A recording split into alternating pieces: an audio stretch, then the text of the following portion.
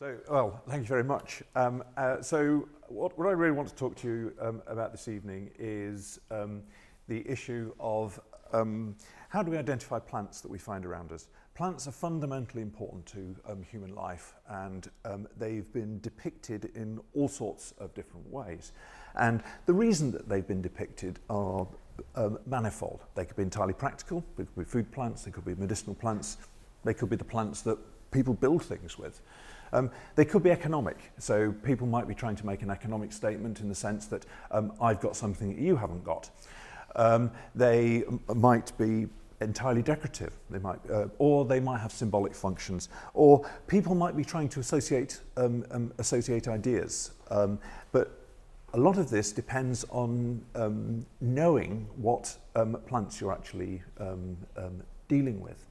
And so when you think about this, when you're trying to identify these plants, what you tend to do is you tend not to initially look at them as real things. You tend to have this idea that they're phytomorphs. They're things that look like plants, because you don't want to be sort of bringing into the idea any preconceived ideas that you might have.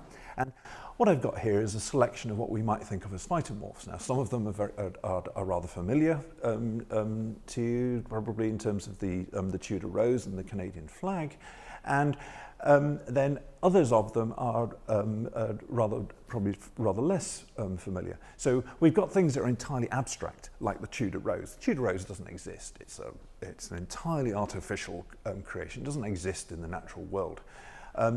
Whereas the maple leaf on the Canadian flag definitely does, and we can identify the species of that. In fact, some of you may remember back in 2013 when the Canadians changed one of their notes on the currency, they introduced the wrong maple leaf onto the currency, and it caused a certain amount of fuss, as you might imagine. And we have some sculptural reliefs on the other end from Bath, and there's various plants located mixed in there. We can try and place identifications on, and then we've got another example here of what looks like a generic daisy, and then we've got something from William Morris, and in all the catalogues, you'll see this described as tulip and willow, and there's no way I can make those plants look like those flowers look like tulips, and with a bit of imagination, I can just about make the leaves look like willow. So the trick there as well is not to believe what's written in the catalogues as to what these things might be, but to try and come at it with an independent mind. So we've got these objects, we've got these phytomorphs, but it's useful when we're trying to think about what these things might be to have some background information. So it's useful to know about the context of the material. It's important to know, if we can, where the material, where it was made, who made it, how it was made, and perhaps when it was made, because this will give us some clues. It will allow us to perhaps limit the number of plants that we have to think about. So, for example, if we are looking at material from the 12th century, then there's no way that we need to consider anything from the New World. So we can limit our scope in those types of ways. And so when we're trying to make these identifications, then what we're looking for distinctive characters, things that, if you like, the artist may have that may have jumped out at them. They may not be the characters that, as a botanist, you would consider to be distinctive, but they're the things that somebody looking at it might think of as distinctive. We're looking for what we might think of as important characters. These are the characters that separate one thing from another. We also need to bear in mind as to what was the model, if you like, for the image. Was it being drawn from life? Was it being copied? Was it being drawn from memory? Or Was it being entirely, is it an entirely fantasy thing? Colour is something that can be really ambiguous, and it's something you try to discount. And then from a botanical point of view, you're also trying to fit them into your ideas of what a botanical family it might be, what botanical genus it might be, what species it might be. But there are pitfalls. There are always pitfalls. Any identification is essentially a refutable hypothesis, so it is just it's an evidence-based statement of what a person at a particular point in time thinks that thing is. It can always be refuted by additional information. The images can be, or the images themselves can be degraded through all sorts of processing, obviously copying, multiple copying, the ability of the artist, the purpose for which it was constructed, and also the conventions in which that artist was working in. There's also the concern of essentially the whimsical or the chimerical. It's essentially it's the fallacy of the floral flock wallpaper. So what we've got is two examples of entirely fictitious plant constructions. They've got elements of real plants, but if you were to try and identify the whole thing as a real plant, then you would be having real problems. So it's then a case of looking at the individual elements and saying, right, I can identify that. This element is clearly a fantasy. And the other pitfall is overconfidence. You need to know your limits when it comes to identification and not to be pushed by anybody who wants something more precise than you're willing to give them. So, for example, you might be able to say that it's a flowering plant. You might be able to say it's in a particular family. You might be able to say it's in a particular genus. It's very rare that with any confidence you could say it's a particular species. So I just want to illustrate some of this with an example that's drawn from the Painted Room, which is actually in 3 Cornmarket Street. And this is a series of Elizabethan wall paintings, and the property is owned by the Oxford Preservation Trust. So I was asked to look at a few of these images, and what we have is the walls are covered in these wall paintings. And I'm just going to go through a few of them. And I don't want to spend all night going through them all in detail.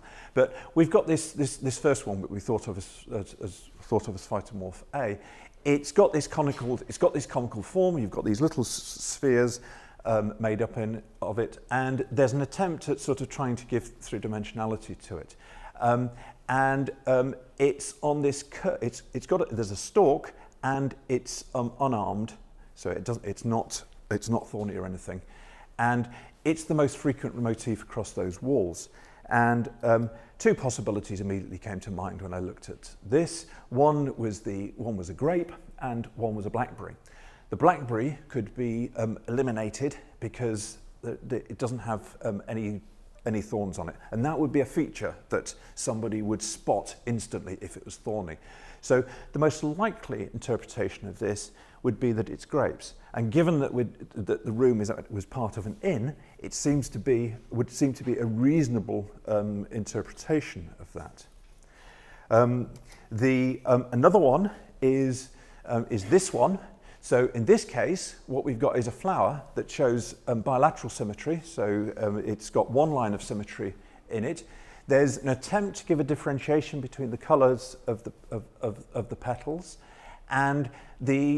but the flower is orientated in all sorts of different ways, and it would seem that a likely interpretation of that is would be a pansy, a member of the genus Viola, and again that would fit with the period that we're talking about, in that pansies had considerable symbolic importance in this period, associated with love, romance, this type of thing.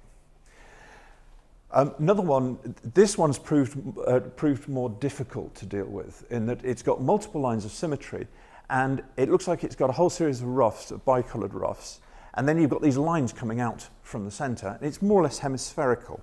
And the closest that one can get to that is essentially a carnation, is a member of the genus Dianthus. And again, this was a really popular plant at this particular time, particularly because of the scent. They were often called clove flowers. And of course, they're very familiar to anybody in Oxford, particularly the undergraduates, because this is the thing they stick in their buttonholes holes at exam time. Then the final one I've got is that another example of something. Again, it's got this radial symmetry. It's got many lines of symmetry. You've got 5 petals that are joined together. They're rounded at the tip, and it's got a very prominent centre to it. And that would seem to match very nicely, very well, with the genus Vinca, with the periwinkles. And again, periwinkles were being widely grown at this period. They were a plant that was available most of the year round, and they were medicinal as well. So that would seem to fit with this. So what we have then is that we can match these phytomorphs to real species, but obviously within limits. Now, the plants depicted on these in the painted room seem to have multiple purposes. There seem to be multiple reasons for them being there. What the reasons are, one could discuss for ages, but there seem to be potentially multiple reasons that based on what we know about how the plants were used at that period. And I think the other thing that trying to put real names on these plants does in the art, it tells you, it allows us to say, it allows us to understand what the popular perceptions of plants, what plants were important in people's lives, and that's really interesting because the important plants in people's lives, these are the plants that people tend to move around with, and from a botanical point of view, as a botanist, that's really important. That's really interesting as well, because one of the things that we're interested in is how plants interact with humans, and how humans interact with plants, and how humans move plants around the planet. Thank you very much.